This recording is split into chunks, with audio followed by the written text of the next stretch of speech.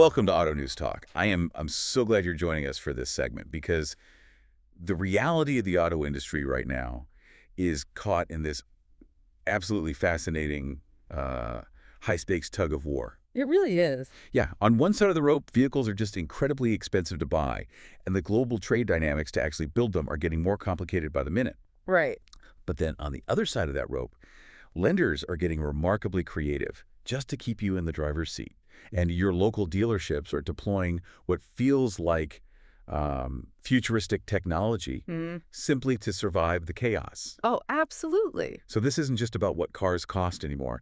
It's about how the entire machine of buying, selling, financing, and building them is fundamentally shifting right beneath our feet. It's a massive shift. I mean, if you think of the current auto market like an intricate clockwork mechanism. Okay, I like that. We're going to walk you through exactly how all those gears are turning. We are going to start right at the showroom floor with the surprisingly high prices hitting consumers. The sticker shock. Exactly.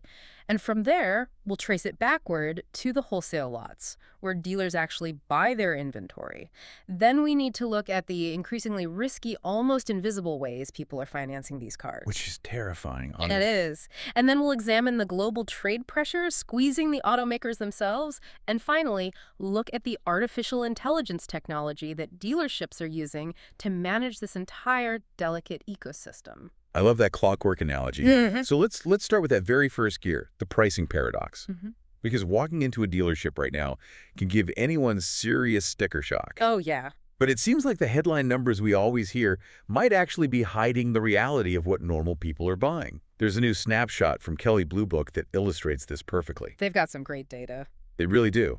They found that the average transaction price is up 3.4%. Pushing to $49,353. And the average MSRP, the sticker on the window, has stubbornly stayed above $50,000 for 11 straight months. Which is a massive mental hurdle for a buyer. It's a huge psychological barrier. It is, but let's unpack how that top-line number is actually being propped up. Because the KBB snapshot shows the market mix is heavily skewed right now by very expensive, fully loaded, full-size trucks and luxury SUVs. Oh, okay. Yeah, if you strip out those pricey pickups, the average transaction price actually drops significantly. It lands closer to $39,000. That's a huge difference. It's massive. The top 5 most popular segments are sitting around $44,000 on a weighted basis.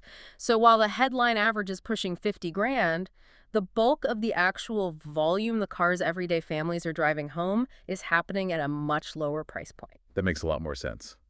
But what about electric vehicles? Because the KBB analysis points out something really surprising there. Wait, the incentives. Yeah, the overall industry incentive average, basically the discounts automakers offer to move metal, is sitting around 6.9%. But EV incentives are more than double that. They're running at 14.2%. Which is an incredibly aggressive discounting strategy. Right, and that aggressive push brought the EV average transaction price down. The thing that really made my jaw drop from the KBB data, the really memorable takeaway, is that the EV to ICE price gap has narrowed to just about $6,500. That is a monumental shift for the market. It really is. And the implication there is that buyers actually have a lot more negotiating room than that $50,000 average sticker implies. If you are shopping for a luxury model, a compact SUV, or especially an EV, the power is shifting slightly back to you. Right, you have leverage. Exactly. But what this KBB data doesn't answer is whether these massive EV discounts are permanently lowering profit margins for the automakers, or if they are just a temporary measure to clear out current inventory. Which naturally brings us to where the dealers get their cars in the first place, right? The wholesale market. It's like... Exactly. You would think that with retail prices this high, the wholesale side might be cooling off. But it's actually heating up. I was looking at the Manheim Used Vehicle Value Index, which is basically the backstage pass to what dealers are paying at auction. Right. And current metrics indicate the Manheim Index is sitting at 212.3. That is defying normal seasonal declines completely.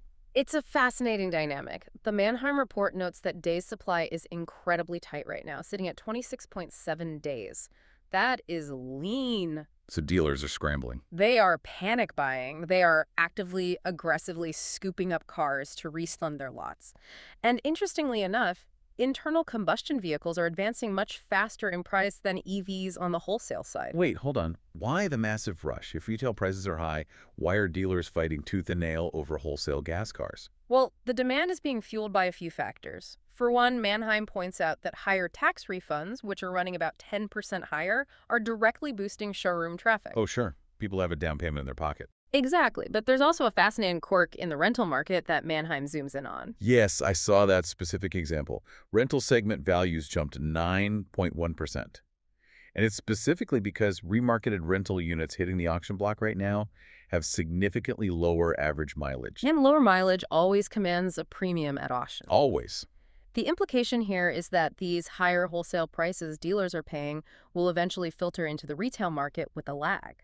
As dealers restock their lots for the spring, those costs get passed directly to the consumer. Obviously. But what the Manheim report doesn't answer is whether everyday retail buyers will actually be willing or able to absorb this higher-priced inventory once it hits the lot. Which is the perfect transition into the affordability fix. Because I'm stuck on this point. If cars are this expensive, how is a normal person actually affording the keys? The math doesn't seem to work. It doesn't. But the answer is creative and potentially very dangerous financing. According to a new snapshot from DealerTrack's auto credit data, auto credit access has actually improved to a multi-year high. The DealerTrack index hit 101.3. Wait, so access is improving? Does that mean lenders are just improving everybody? No, and that's the wild part. That's the illusion. DealerTrack shows lenders are actually rejecting more people. But the loans they do approve are being fueled by a massive surge in risk and borrowing costs. So they're stretching the terms. Exactly. Captive lenders, the finance companies owned by the automakers, are leading the charge to loosen access just to grow their volume. The DealerTrack analysis points out that the subprime share jumped to 17.5%. Wow. And a record number of loans, 29.3%, are extended beyond 72 months. That's more than 6 years of payments. It is. But here is the specific stat from DealerTrack that absolutely blew my mind. A staggering 58% of trade-ins currently have negative equity. Meaning people are severely underwater on their old cars before they even buy a new one. Exactly. 6 out of 10 people owe more than their car is worth. The implication here is that while access to cars is improving for consumers on paper, long-run financial and collateral risks are quietly climbing for both borrowers and lenders. It's a house of cards. It really is. And what the DealerTrack analysis doesn't answer is exactly how long lenders can sustain this level of risk before defaults start to spike.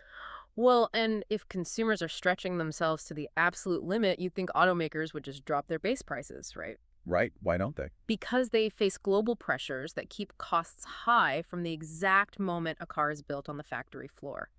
Analysis from The Drive, drawing on automotive news, points out a perfect example of this with Volkswagen. Oh, the market share target. Yes.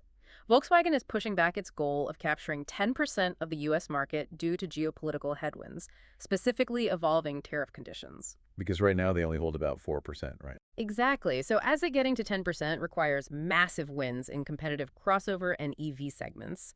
To fix this, VW might have to completely rebalance production or increase local U.S. content. Right, because of Mexico. The reporting on The Drive had this great detail. VW's historical strategy of relying on Mexico for manufacturing, which used to be a massive cost advantage, is flipping into a liability as border costs and tariffs threaten to rise. Precisely. If tariffs go up, costs go up at every step of the supply chain. The implication for you as a buyer is that if these geopolitical costs stay elevated, you will likely see fewer discounts and tighter inventory on the lot. Because the automakers can't absorb the margin hit. They just can't. Though what this reporting doesn't explicitly answer is whether that 10% market share ambition applies strictly to the core Volkswagen brand or to the broader VW Group portfolio like Audi and Porsche. That's a good distinction. But the overarching point is that global frictions keep the floor on car prices exceptionally high. Which brings us to the dealership itself. The final gear. You have high sticker prices, risky financing, and global supply chain drama. So local dealerships are turning to cutting-edge technology to protect their margins. And we are not just talking about a chatbot on a website. No, not at all. A really insightful piece by Chris Vasquez in Digital Dealer outlines how AI infrastructure in dealerships is moving away from basic software dashboards and onto the physical lot, deep into the back office plumbing. I read that. It's fascinating. He talks about the push toward omni-channel agents. So instead of frustrating, disjointed conversations across text, email, and phone calls, the AI remembers the context across all of it. But that relies entirely on data integrity. Vasquez points out the vital importance of avoiding the garbage in, garbage out problem. Right, if the database is a mess, the AI is useless. But the most memorable detail from the digital dealer piece, the part that really stuck with me, is how AI is moving off the desk and onto the lot. The wearable tech. Yes. Using lightweight wearable cameras on technicians to automatically log tire wear or capture a customer's description of an engine rattle right in the service lane without any manual typing. It just verbally captures it and structures the data instantly. Exactly. And the implication is that when done right, this infrastructure simplifies the workflow, keeps dealership teams perfectly aligned, and heavily reduces compliance risks. It's a huge operational advantage. But what the article doesn't answer is the actual upfront capital cost and ROI timeline for a dealership trying to deploy all this new physical hardware and unify their messy databases. It has to be incredibly expensive upfront. It definitely is. So let's step back and synthesize all of this. We've walked through this entire clockwork mechanism, and three distinct themes really emerge across these sources. Okay, lay it out for me. Theme one is the hidden costs of affordability. We see this supported by the KBB data showing MSRPs stubbornly above $50,000, combined with DealerTrack's alarming stats on those 72-month loans and negative equity. The affordability is an illusion bought with long-term debt. Right. What's the second theme? Theme two is the EV disconnect.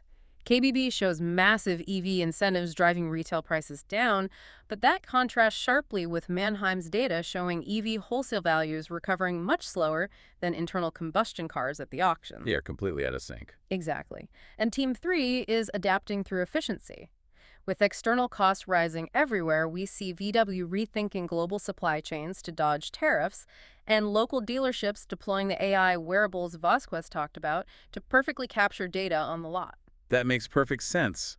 But looking at all this, there are a couple of glaring contradictions, too. Oh, absolutely. There are two major tensions here. The first is access versus approvals. From the DealerTrack data. Right. DealerTrack highlights a fascinating contradiction.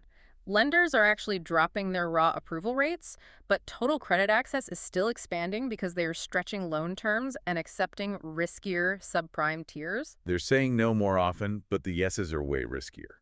Exactly. And the second tension is headline prices versus real volume.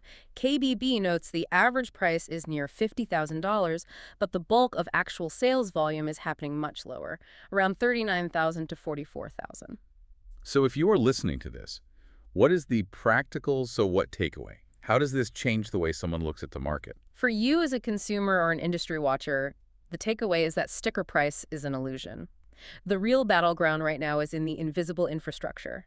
It's how the loan is structured, where the parts are sourced to avoid tariffs, and how cleanly a dealership tracks your data. That invisible machinery is what actually runs the show. It really is. That is such a profound way to look at it. The auto industry isn't just selling cars right now. They are selling terms, navigating borders, and digitizing the driveway. I want to thank you so much for tuning into this segment of Auto News Talk.